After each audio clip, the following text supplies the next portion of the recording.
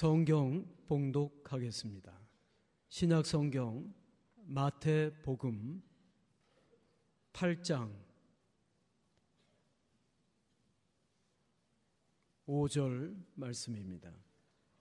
신약 11쪽에 있습니다.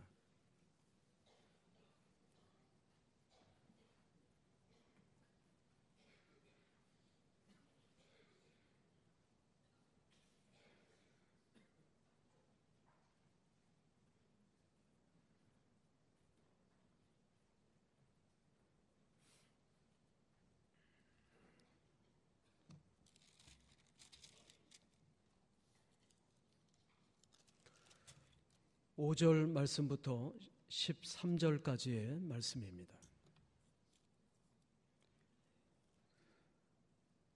예수께서 가버나움에 들어가시니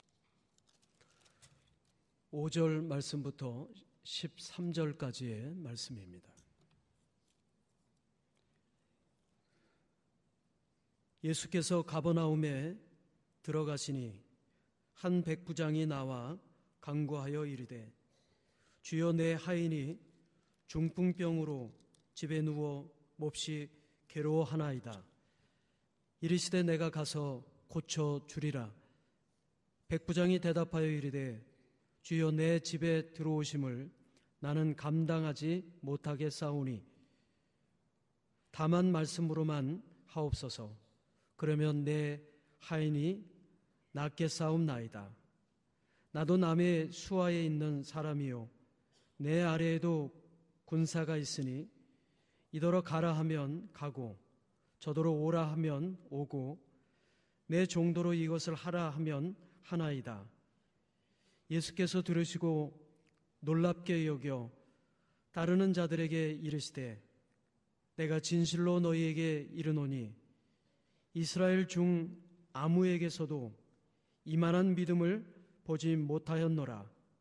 또 너희에게 이르노니 동서로부터 많은 사람이 이르러 아브라함과 이삭과 야곱과 함께 천국에 앉으려니와 그 나라의 본 자손들은 바깥 어두운 데 쫓겨나 거기서 울며 이를 갈게 되리라. 예수께서 백부장에게 이르시되 가라, 내 믿음대로 될지어다 하시니 그 즉시 하인이 나으니라. 아멘.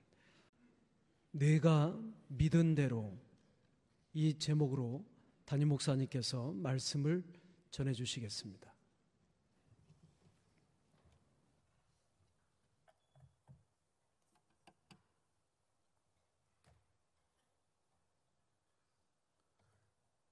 존 웨슬리가 어느 시골 교회를 방문했습니다. 그 교회를 담임하고 있는 젊은 목사는 목회의 심각한 고민에 빠져서 자기 힘으로는 해결할 수 없다고 하는 절망을 느끼고 있었습니다. 그러한 사실을 안 웨슬리는 그 젊은 목사를 찾아가서 위로해주고 그를 위해 간절히 기도해 주었습니다. 그리고 이제 두 사람이 함께 밖으로 나왔는데 마침 외양간 앞을 지나가게 됐습니다. 거기에 보니까 소 한 마리가 외양간 벽을 향해 서 있는데 고개를 높이 쳐들고 위를 향하여 바라보고 있는 것입니다. 그때 웨슬리가 그 젊은 목사에게 말했습니다. 저 소가 어째서 저렇게 고개를 한껏 쳐들고 위를 향해 있는지 아십니까? 글쎄요, 모르겠는데요. 아무리 생각해도 소가 왜 외양간의 벽을 향하여 고개를 높이 쳐들고 그 위를 바라보는지 알 길이 없습니다. 그때 웨슬리가 그 젊은 목사의 어깨에 손을 얹으며 말했습니다. 벽이 있기 때문이지요. 사람도 마찬가지입니다. 벽이 있으면 눈을 들어 위를 바라보아야 합니다. 사람의 인체에 눈이 맨 위에 있는 것은 위를 바라보라고 있는 것입니다. 사랑하는 여러분, 우리가 살면서 벽을 만납니다. 시련도 있고요, 정말 견딜 수 없는 고난을 만난단 말이에요. 그 고난을 만날 때마다 분명한 것은 오직 믿음으로 의를 바라보시기 바랍니다. 믿음이라고 하는 것은 벽을 만나면 포기하고 체념하는 것이 아닙니다. 믿음은 벽을 만나면 의를 바라보는 것이 바로 믿음입니다.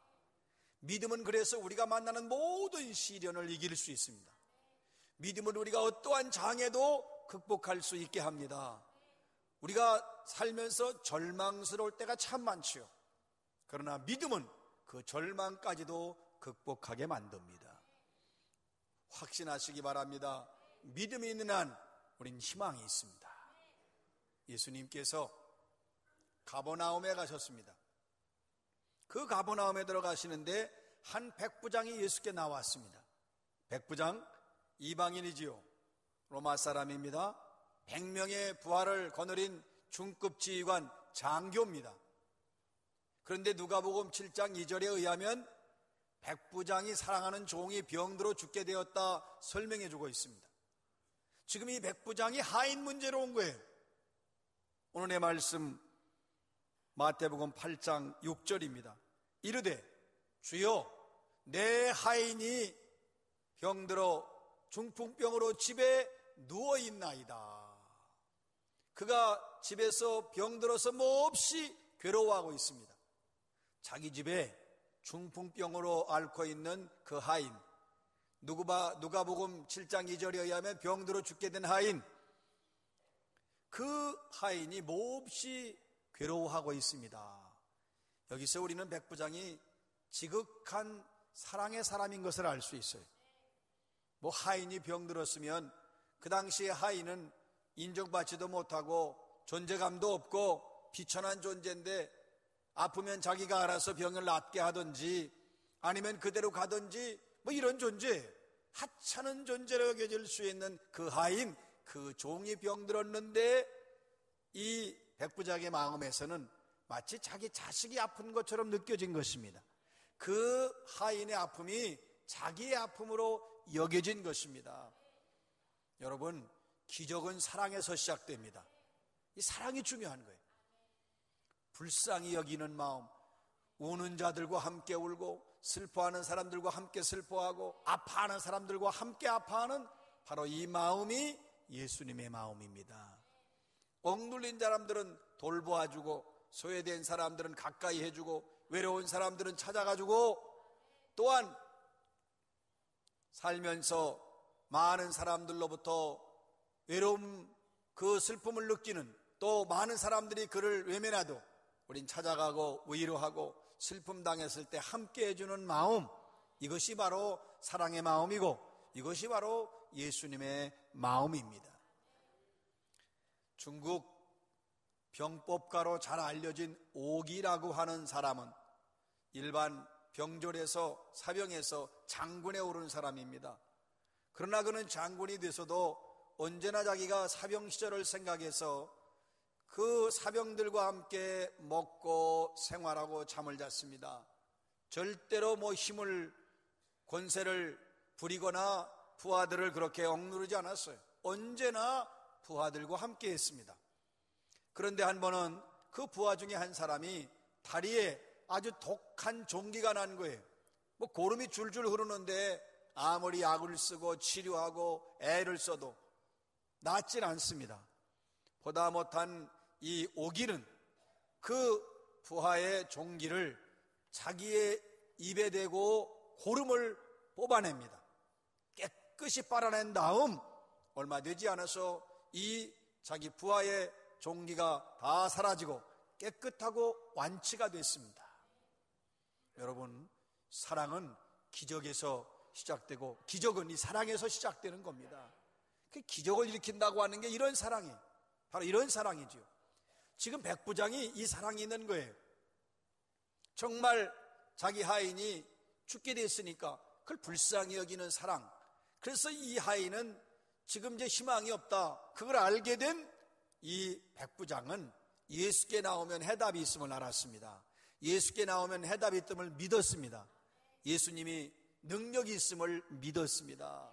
주여, 내 하인이 병들어 집에 중풍병으로 누워서 몹시 괴로워하고 있습니다. 주님께 나온 것입니다. 주님께 아뢰는 겁니다. 주님이 그걸 보시고 아시지요. 야, 저 이방인이 이렇게 찾아왔구나. 자기 문제도 아니고, 아니 자기 하인이 괴로워하고 있다고 나에게 왔구나. 예수님께서 그걸 아셨어요. 내가 가서 고쳐주리라. 예수님 지체하지 않으시고 즉각적으로 대답했습니다. 예수 앞에 나오면 해결되지요. 예수 앞엔 문제가 없습니다. 예수님 앞에는 질병도 문제가 될 수 없고 고난도 문제가 될 수 없습니다. 내가 가서 고쳐주리라. 그랬더니 이 백부장의 태도 또한 아주 훌륭합니다. 마태복음 8장 8절 오늘의 말씀입니다. 백부장이 대답하여 이르되 주여, 내 집에 들어오심을 나는 감당하지 못하겠사오니 다만 말씀으로만 하옵소서. 그러면 내 하인이 낫게 싸움나이다. 위대한 믿음을 봅니다. 또한 참된 진정한 겸손을 봅니다. 지금 이 백부장이 어떤 마음이냐면 예수님을 주님이라고 불렀어요. 주여, 큐리오스라고 하는 주여라고 하는 말은 사실 예수님을 내 전 존재를 다 바쳐서 존경합니다, 그런 뜻입니다. 아니 그래도 백부장이고 사회적 지위도 있고 고난도 있고, 그래서 사실은 그 주변 유대인들로부터 알려진 사람인데 예수님을 향하여 주님이라고 부릅니다. 철저하게 자신을 낮추는 거예요. 또 거기다가 이 사람이 뭐라고 합니까? 내 집에 들어오심을 나는 감당치 못하겠습니다. 이 말은 주님을 내 집으로 모실 수 있는 그런 자격도 안 된다는 거죠. 주님같이 높으신 분이 손수 우리 집에 온다는 것은 내가 감당할 수 없습니다. 철저하게 자신을 낮추고 오직 예수만 높이는 진정한 겸손을 봅니다. 믿음의 사람은 겸손하다는 걸 우리가 알아야 됩니다. 수고하지 마십시오. 여기서 말씀만 하시면 내 하인이 낫게 싸움나이다. 위대한 믿음이지요. 주님께서 우리 집까지 오시는 수고 안 하셔도 됩니다. 여기서 말씀만 하시면 내 하인이 나올 줄로 확신합니다. 나중에는 유명한 설교가로 세상의 많은 사람들에게 감동을 주었던 존 호프먼이라고 하는 사람이 프린스턴 신학교를 나와서 12년 동안 열심히 목회했지만 성공적이지 못했습니다. 하다 안 되니까 목회를 그만둬야 되겠다, 그런 생각을 하고 모든 걸 포기하고, 그리고 낙심해서 있다가 마침 자기 모교에서 목회 연수 교육 프로그램이 있는데 마지막 지푸라기라도 잡는 심정을 가지고 한번 갔어요. 그런데 갔더니 자기를 가르쳐 주었던 존경하는 스승 로버트 윌슨이라고 하는 노 교수가 있었습니다. 그래서 이제 강의대로 듣고 그 교수에게 상담을 요청했어요. 내가 이렇게 목회하고 생활하는데 이제 나는 더 이상 못하겠습니다. 나 더 이상 이제 못하겠어. 그래서 이제 이걸 접으려고 합니다. 그때에 그 노 교수가 충고합니다. 자네는 지금까지 12년 동안 작은 하나님을 믿었군. 앞으로 큰 하나님을 믿도록 하게. 여러분, 도대체 작은 하나님을 믿는 건 뭐고 큰 하나님을 믿는 건 뭡니까? 뭐 하나님이 큰 하나님이 있고 작은 하나님이 있나요? 그렇지 않아요. 하나님은 똑같으신 분인데 문제는 이 존 호프만의 믿음이었습니다. 작은 하나님을 믿었다고 하는 것은 자기의 경험과 지식과 자기 수준의 하나님을 맞추어서 하나님을 낮은 자리로 내렸다는 것입니다. 그러면 큰 하나님을 믿는다는 그런 사람이 되라는 충고는 무엇입니까? 전능하신 하나님, 창조주 하나님, 절대적 지배권과 통치를 하시는 여호와 하나님, 전능하시고 전지하신 이 하나님을 믿고 그 하나님을 확신하라고 하는 충고였던 것입니다. 여러분, 분명한 것은 이 백부장이 말씀만 하옵소서, 그러면 내 하인이 나을 것입니다. 이거 대단한 믿음이죠. 여러분도 이 믿음을 소유하시기를 주의 이름으로 축원합니다. 여러분, 그리스도의 말씀에는 생명의 능력이 있습니다. 그리스도의 말씀에는 창조의 능력이 있는 거예요. 힘이 있습니다. 소망이 있습니다. 그리스도의 말씀은 능력의 말씀입니다. 지금 이 하인이 좀 기도해 주세요, 주님. 직접 와주세요. 그리고 안수해 주세요. 손을 좀 잡아주세요. 그런 요청이 아니에요. 여기서 말씀만 하시면 이 말씀은 무엇입니까? 예수 그리스도가 전능하시고 절대자이라고 하는 것을 믿고 있습니다. 이 믿음이 중요한 거예요. 전능하시고 절대적인 하나님, 바로 그분이 예수라고 하는 것을 이 백부장이 믿고 있습니다. 사랑하는 여러분도 예수 그리스도가 절대적이며 전능자이심을 확신하시기 바랍니다. 이 백부장이 계속해서 예수께 말씀드립니다. 오늘의 말씀 마태복음 8장 9절입니다. 예수님이 내가 가서 고쳐주리라 그랬더니 이렇게 말합니다. 나도 남의 수하에 있는 사람이요, 내 아래에도 군사가 있으니 이더러 가라 하면 가고 저더러 오라 하면 오고 내 종도로 이것을 하라 하면 하나이다. 자기 위치를 아는 거예요. 이 사람 참 사랑도 많고 겸손하고 위대한 믿음을 가졌을 뿐만 아니라 자기 위치를 알아요. 자기 위치가 뭔가요? 나도 남의 수하에 있습니다. 그러니까 내 상관이 나에게 명령하면 나는 복종합니다. 또 내가 지금 장교니까 내 밑에 부하가 역시 또 내가 명령하면 순종합니다. 이 말씀은 예수께서 명령하시면 나는 순종할 뿐입니다. 예수께서 질병을 명령하시면 질병도 순종할 것입니다. 여러분, 이것이 바로 이 백부장의 믿음이고 이 백부장이 자신의 위치를 알고 있습니다. 예수님이 감동하신 거예요. 그래서 예수님이 이렇게 말씀하십니다. 놀라셔가지고 이스라엘 중 아무에게서도 이만한 믿음을 만나보지 못하였노라. 예수님이 극찬하신 거예요. 예수님이 이 백부장의 믿음, 말씀만 하십시오, 우리 집에 오시지 않아도 됩니다, 이 고백에 예수님이 감동하신 겁니다. 여러분, 예수님이 칭찬한 사람이 있죠. 이스라엘, 진정한 참 이스라엘 사람이다, 간사한 것이 없다, 나다나엘 칭찬하셨고, 여자가 낳은 자 중에 세례요한보다 큰 자가 없다, 세례요한 칭찬하시고, 또 그 향유 부은 여인을 칭찬하시면서 계속 이 여인의 행한 일을 기록해서 기념하라고 하셨고, 그리고 또 그 가장 작은 그 동전을 렙돈, 두 렙돈을 헌금했던 그 여인을 칭찬하셨고, 오늘 여기 지금 백부장을 칭찬하시는데 이건 놀라운 칭찬이에요. 예수께서 감동하십니다. 여러분, 오늘의 말씀 마태복음 8장 13절입니다. 예수께서 백부장에게 이르시되 내 믿은 대로 될지어다 하시니 그 즉시로 하인이 나으니라. 내 믿은 대로 될지어다 하시니 그 즉시로 하인이 나으니라. 내 믿은 대로 될지어다. 여러분, 믿은 대로 이루어집니다. 믿은 대로 기적이 일어납니다. 여러분, 기적은 믿음에서 시작되는 것입니다. 믿음의 기도는 병든 자를 구원한다고 분명히 말씀했습니다. 믿음의 기도로 수천 수만 명의 고아들을 돌보았던 지오지 뮬러라고 하는 사람이 얼마나 많은 기도를 했으며 얼마나 많이 기적적인 기도의 응답을 받았는지 그가 그것을 책으로 기록하기도 했습니다. 이 사람이 고아들을 먹여 살리고 양육하는데 어느 날 그만 그 고아원에 음식이 떨어져 버렸어요. 완전히 바닥났습니다. 이제 굶어야 될 처지예요. 그래서 안타까워하고 있는데 그 식당을 관리하는 사람이 와서 보고했어요. 아무것도 없습니다. 이제 우리 굶어야 됩니다. 어떻게 하면 좋지요? 염려하지 마시고 식사하자고 하는 종을 치세요. 이 사람이 갸우뚱하는 거예요. 종을 치세요. 그리고 아이들을 식당에 모이라고 하세요. 그 아이들이 종을 치니까 그 큰 식당으로 몰려들었어요. 그런데 와서 보니까 다른 때는 항상 음식이 있어서 먹을 수 있었는데 음식이 없어요. 빈 그릇만 절비하게 있어요. 말했습니다. 하나님께서 우리에게 일용할 양식을 주실 줄로 믿고 우리 식사하기도 합시다. 아이들이 눈치가 있어요. 아니, 아무것도 없는데 뭘 기도하나, 수군수군대고 기도를 안 하는 거예요. 여러분, 염려하지 마세요.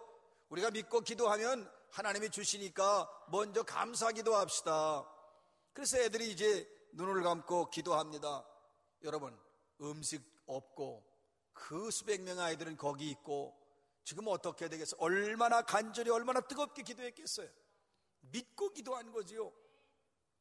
예수 그리스도의 이름으로 기도합니다. 아멘. 기도가 끝나자마자 누가 고아원 문을 두드리는 소리가 들립니다. 황급히 나가보니까 낯선 신사가 여러 사람과 함께 커다란 통들을 들고 왔습니다. 뮬러 선생님, 제가 뮬러 선생님 이 고아원에 좀 돕고 싶은 마음이 늘 있었는데 그걸 오늘에서야 오게 됐습니다. 그 뚜껑을 열어보니까 야채, 고기, 빵이 가득했습니다. 내 믿은 대로 될지어다. 믿음은 기적을 일으킵니다. 믿음이 있는 한 희망이 있습니다. 우린 환경을 말합니다. 현실을 말합니다. 자기 실력을 말합니다. 자기 위치를 말합니다. 아닙니다. 믿음은 환경도, 시련도, 역경도, 절망도, 내 앞에 닥친 벽도 극복할 수 있습니다. 믿음이 있는 한 희망이 있습니다. 여러분 살아가면서 내 지식이나 경험이나 내 가진 것 가지고 살려고 하지 마시고 오직 믿음으로 사시기 바랍니다. 믿음으로 모든 시련과 연단을 극복하고 믿음으로 희망을 갖고 믿음으로 기적을 일으키시기를 주의 이름으로 축원합니다. 오직 믿음으로 사시기를 주의 이름으로 축원합니다.